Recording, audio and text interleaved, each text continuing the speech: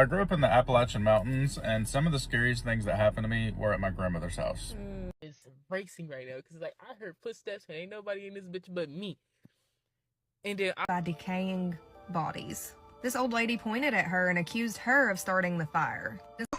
Please, I don't have any time for any gossip now. Eh? Yes. Look at you. Do something with it. It's just money coming to me easily. Money coming in and needing me. Money coming in repeatedly. Money coming, it's just money coming. It's just money coming to me frequently. Money coming in to be with me. Money coming in secretly. Money coming, it's just money coming. It's just money coming to me always. Money coming in all day. Money coming in all paid. Money coming, it's just money coming. It's just money coming to me frequently. Money coming in to be with me. Money coming in secretly. Money coming, this is money coming. It's just money coming to me easily. Money coming in and needing me. Money coming.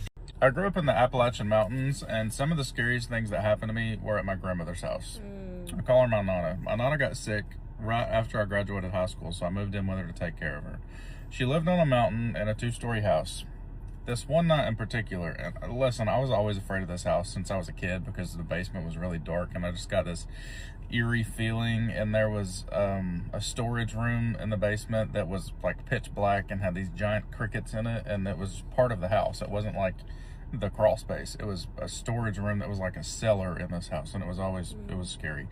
So this one night in particular, I'm in the living room. It's late at night. She's asleep. It's like 11 o'clock or something, and the power goes out. Of course, the power goes out. It went out all the time on this mountain. So in the living room is on the second floor of the house.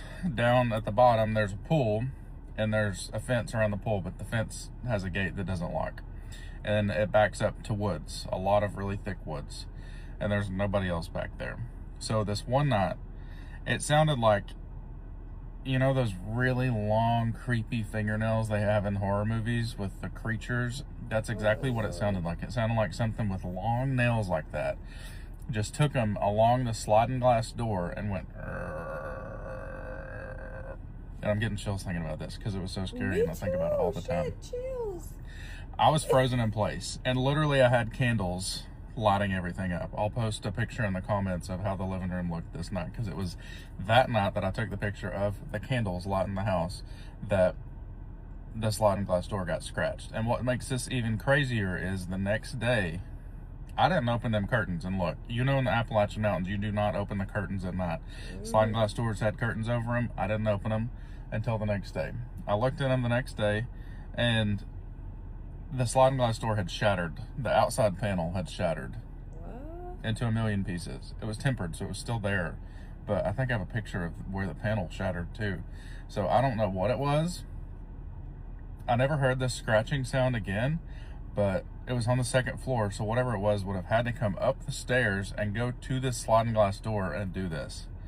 So what do y'all think it was? stay there, damn it. Hold on, let me turn this off. I'm starting to think Portland, Oregon itself is just fucking haunted. So, as we all know, I work security at night, and any security guard or any really night shift worker has just about any kind of paranormal experience. But I kind of want to come up here and talk about this most recent one. It's not necessarily recent, it's more like 2 months ago, 3 months ago. It's just been weighing heavy on my mind because it's just like, that shit happened, and I walked off like nothing happened. Okay, so basically, I'm doing my patrol. I'm literally doing the same patrol that I did that night that it happened to me.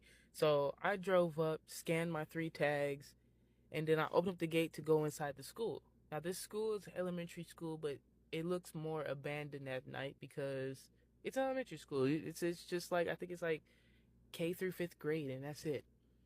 Or whatever the fuck, because it's a really small elementary school.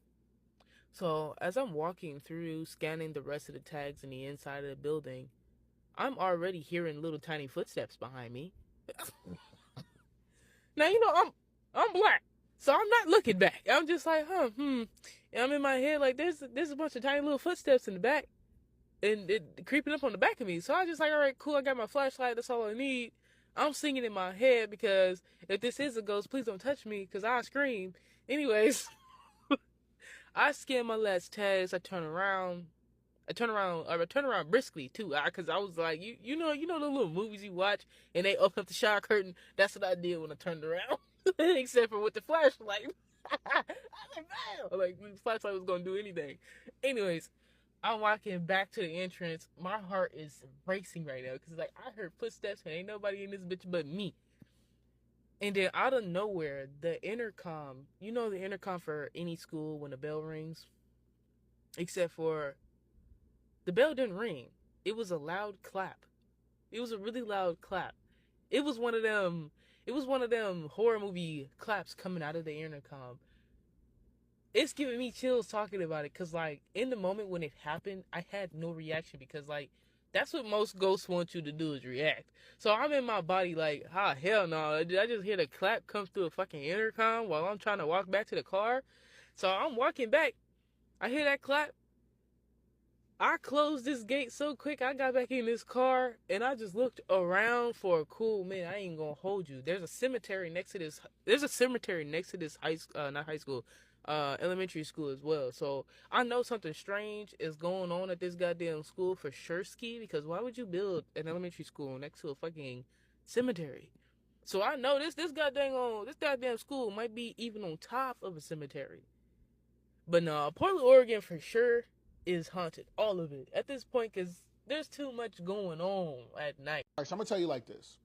In my life, I probably had 2 or maybe 3 things that happened that I would consider to be paranormal. Now, first and foremost, like I'm not the person to jump straight to that. Like I'm gonna rule out all logic, everything that makes sense.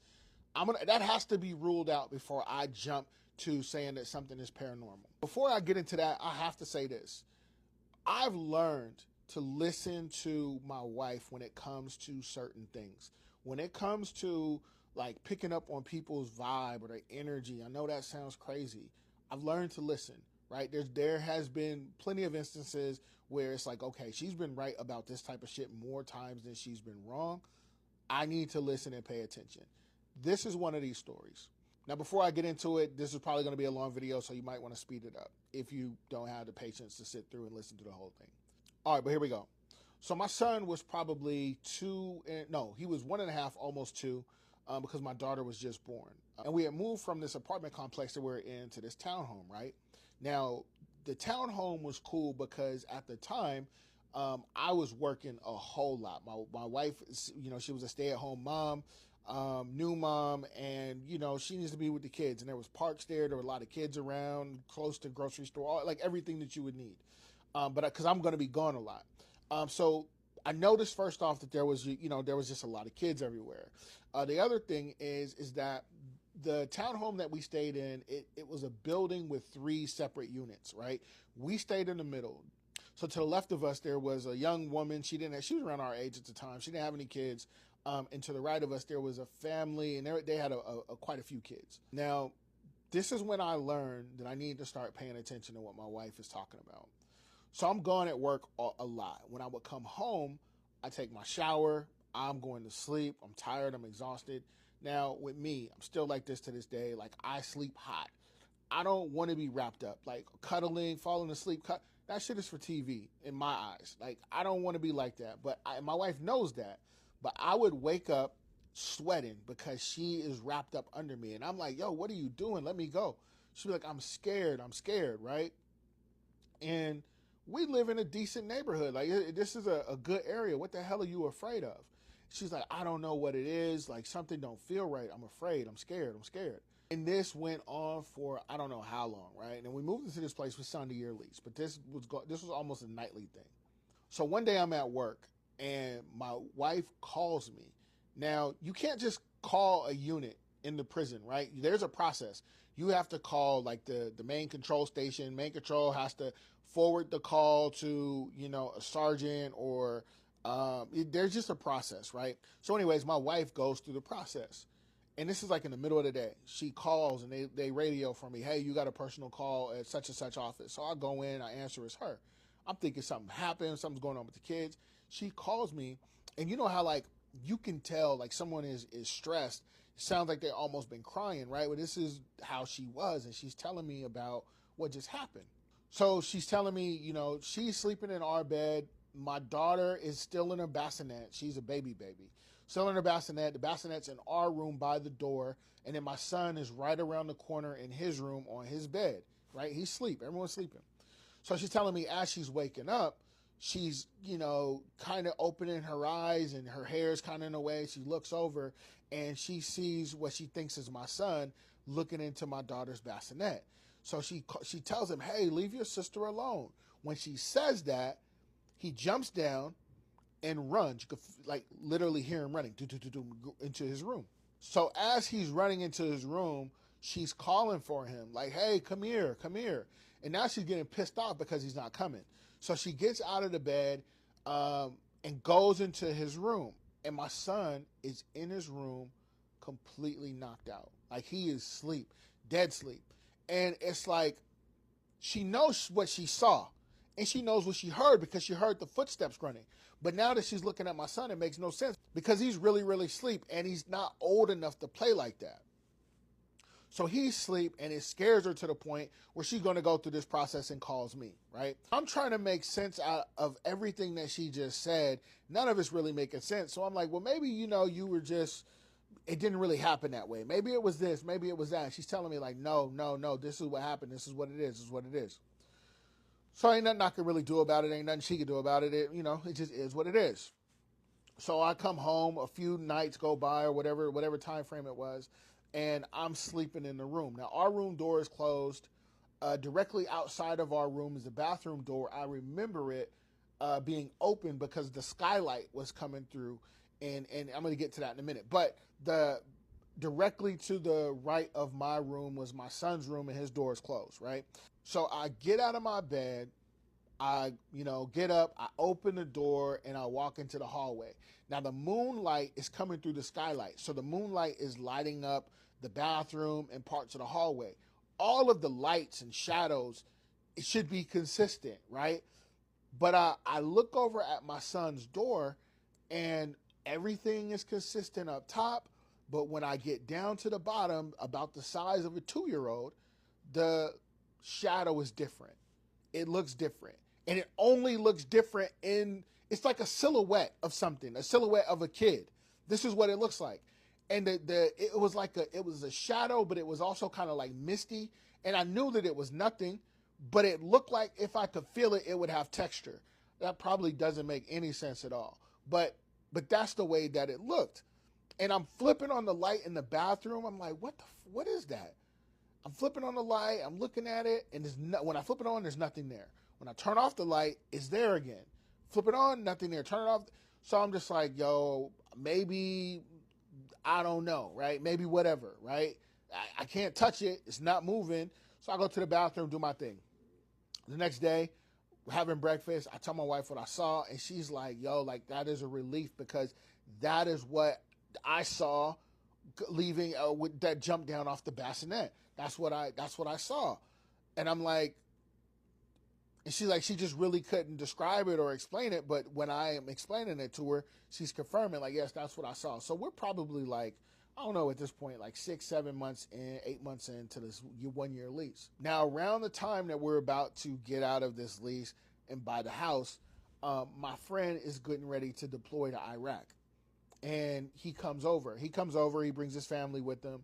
All the kids are playing in the living room with my kids, and they're doing their thing out there. And we're in the kitchen, and we are, drinking, we listen to music, we doing adult shit, right? Hours go by, and they're actually almost to the point where they're ready to leave. So, when you're listening to music, that space in between when a song ends and when the next one is about to start, that dead space, during that dead space, there is just this blood-curdling fucking scream that would give you it gave me goosebumps. Just scream loud, just loud-ass scream. So I'm like, yo, what the fuck was that? It sounded like it came from the speakers, but it didn't make any sense for it to come from the speakers because, this is a playlist that my friend had put together. That scream didn't exist there. So I'm looking at my wife, and we're not really saying anything. And my friend is like, yo, y'all gonna sit here and act like y'all didn't hear that? So I'm like, okay, well, I know that it wasn't the kids, but let's play it off and act like it was. Let's go at least go check on them. Yo, the kids are in there passed out sleep. Remember how it was when you was a kid? You got one kid on the couch, one kid on the floor, one kid laying this way, one kid got a sock off, and this is how it was. Everybody's in there knocked out sleep.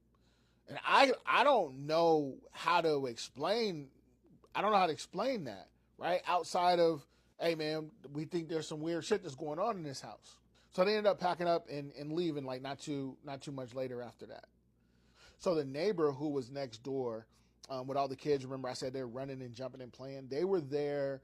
Our leases were almost identical. I think they beat us by like a month and a half, 2 months or so. So it came to the point now where they're all moved out. They're completely gone. The neighbor who was on the other side of us, who didn't have any kids, he had been left. So me and my son were at home alone on this particular day, and we're alone in the building. We have no neighbors on either side of us at this point. And we're watching cartoons. I kept hearing like this noise, right? Sound like somebody's fucking playing. I turned down the volume on the cartoons. Bullshit you not. Upstairs, I could hear the same running and playing that I would always hear and assign it to the neighbors next door. I always heard it. But we're in the building by ourselves, and now I'm hearing it again. Let me tell you something.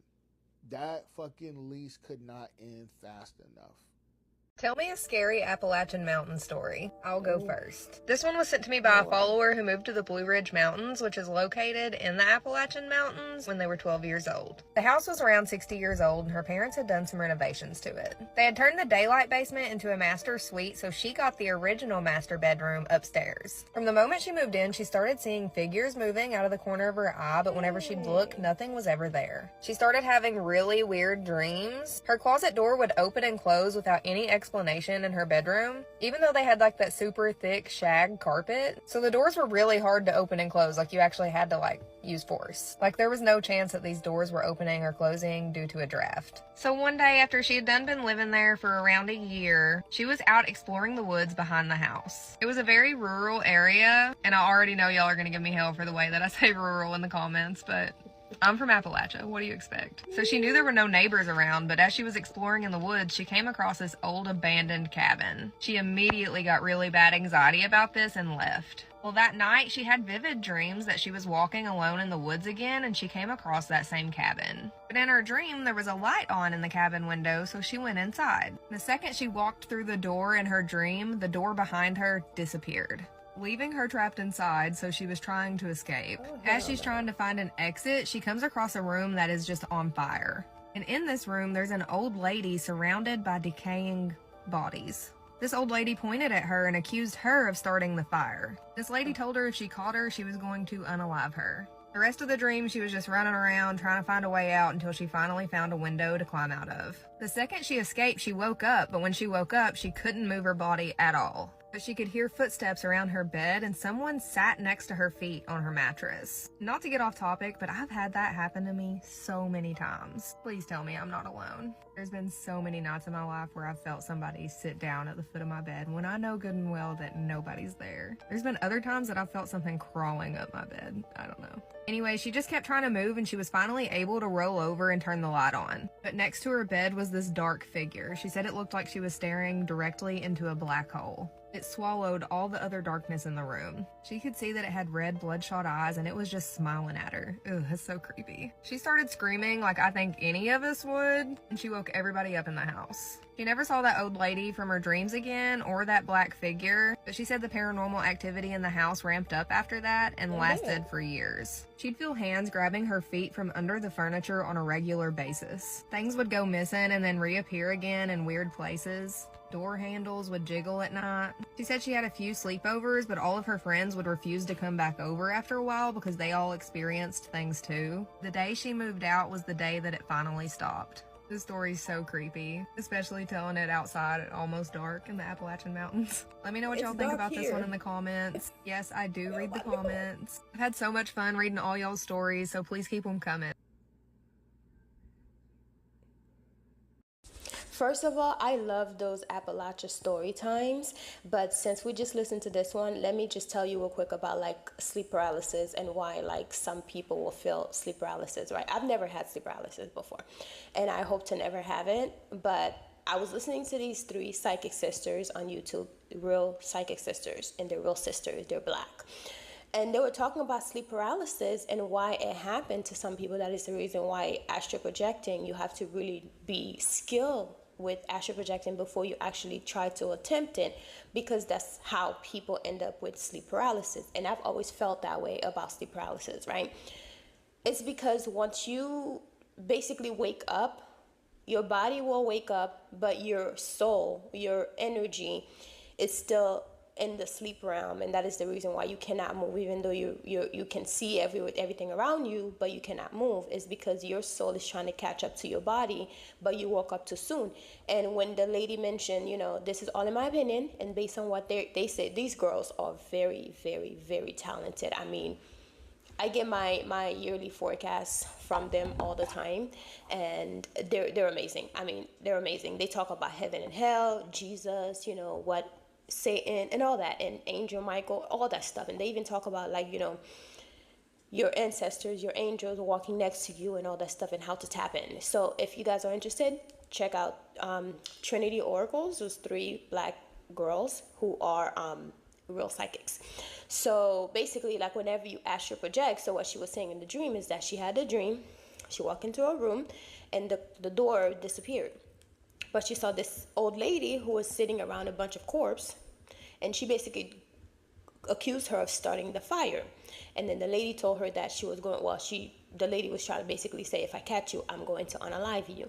And the person in the dream, instantly just woke up, and that's when she felt the sleep paralysis, which in my opinion, her soul was still in that dream, because when you dream, you're actually there. So whenever you feel like you wake up and you have a dream, you felt like you were, your father passed away, and you felt like you were there with them, you were experiencing something with them, and then you woke up, you feel like, have you ever dreamed? And then you wake up, you were probably crying in your dream, and you wake up, you're actually crying, you feel all the emotions, because that happened to me a couple times. That's because you were actually there. You actually went and met with your mom, you actually went and met with your dad, you actually went and partied with your loved ones on the other side. You actually was there. So when you wake up, if you're not supposed to wake up that quickly, then you left your soul, your energy still attached to that spot. So that's the reason when you wake up, you have sleep paralysis, because your energy is not back in your body yet. This is all in my opinion.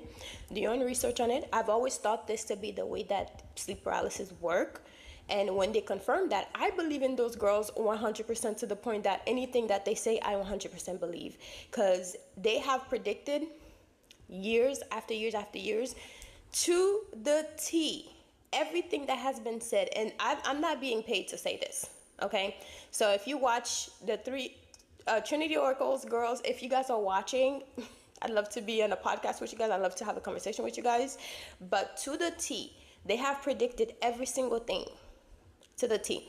Sometimes I'll get a year in advance, and then like I'll like get, and also whenever I get like for the year, so for example like 2024, I got it, and every single month it was going exactly as it was said. I was going to get into a car accident, which it happened. Not that I wanted it to happen, but it happened, right? I was going to be at the hospital. That happened. I was going to achieve so many goals. Those things happened to the T. So I believe those girls 100%. And I also felt those things before I even got to, the reading, like the sleep paralysis thing. I've always felt that way about sleep paralysis. Like, this is how it happened. And when they confirmed that, I was like, and then they told me about like the angel. I always felt like, I have Archangel Michael walking beside me, even though, yes, I always, do rituals for Archangel Michael. I think I shared one on the members group with red candles and cinnamon, all that stuff. But when they talked to me, they confirmed that, Archangel Michael, because I saw him in a dream, and I told you guys about this dream before. It was a very, very vivid, very strange dream. And years down the line, after I've been knew that I was walking with Archangel Michael, they confirmed it. And even like the Haitian lady that I go to, Priestess Sabri, she confirmed the other person that in Haitian law that walked with me. And I was getting a reading one time, and I was like, hey, who is this person that, you know, I feel? And they're like, indeed, this person walks with you. So it's very, very.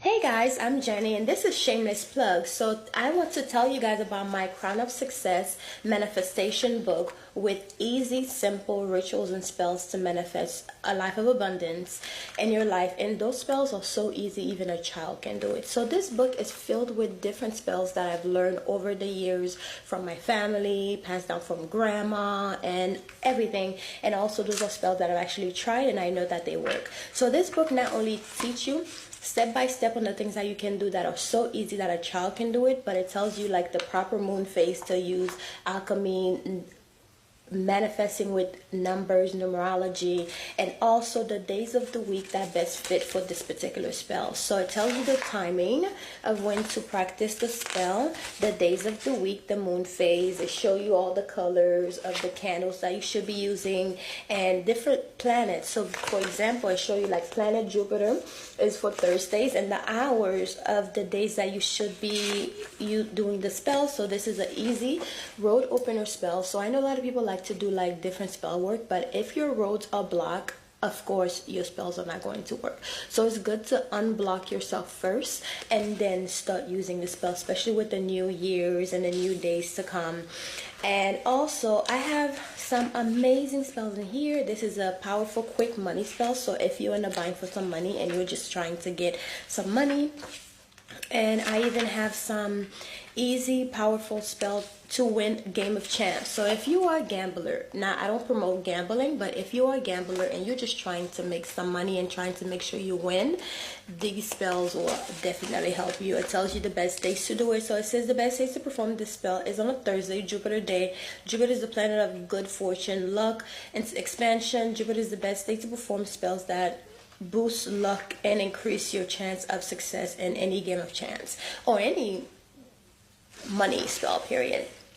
It has a list of so many spells that you can incorporate in your life with this new year to bring prosperity. And I even put some bonus spells on here, which for Saturday is a day to do like protection work. So I have a spell for like send back to senders. So I put some bonus spells on here, and then a protection with Archangel Michael. So there's so many spells on here. Removing the evil eye spell, so you can remove evil eye in your money and also in your everyday life. New Year home blessing spell, and I know it's been a few days since the new year started, but you can always do a home blessing spell any days of the week.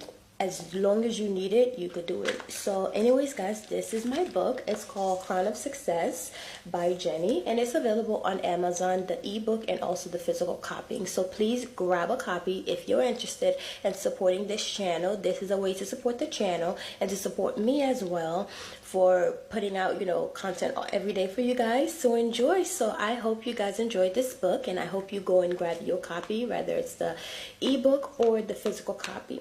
I say have a physical copy, but it's really up to how much, you know, your wallet and what you can afford. So anyways, I'll talk to you guys later. Bye. Mwah. This is a shameless plug, so just check out my channel, okay? Love you guys. Mwah. Hey y'all, welcome back. So I know a lot of people have been saying they cannot find my books on Amazon. Well, I have good news. I have officially opened up my very own shop. It's called Oshun's Elixir. That's where you'll find all of my books, my Money Conjure, Crown of Success, Voice of the Creator, all of those on there, including your spiritual products. A lot of spiritual products that are on my shop you probably will not find at your local Botanica store. So check out the store, and also I am having a 10% off on certain items. And if you have been wanting to get my Crown of Success book, now is the time, because until the end of today, which is Thanksgiving, well, I'll probably leave it until Cyber Monday, we will have a 10% off on selected items. And also you can get the Crown of Success book for only $7.99. So take advantage of that, because the price will go up eventually by, well, $7.96. But by Cyber Monday at midnight, the price will go back up. So if you have always wanted to get a copy of the Crown of Success book, now is the time to grab your copy.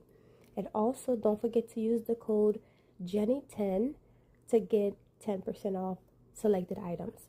Check out the store and let me know what you guys think, because I am actually growing the store, so I will be adding a lot of stuff when it comes to spiritual items that a lot of botanical stores you might not be able to find at a lot of botanical stores. You will be able to find at my shop. I will have a lot of Haitian products, a lot of powders, a lot of books, a lot of different herbs that you will need for your spiritual use. So go ahead and check out the store and let me know what you think. And let me know how I'm doing with the designing of the store, because you guys know I love a good feedback. And at the very bottom of the footer in the shop, you can actually click the link that says listen to my music. So my music is also there. And also you can click another link that says watch my videos, and it will direct you straight to my All Things Jenny YouTube channel. So I hope you guys enjoy this. Let me know what you think. I will talk to you guys later. Please have an amazing Thanksgiving. Enjoy with your family. Love you guys.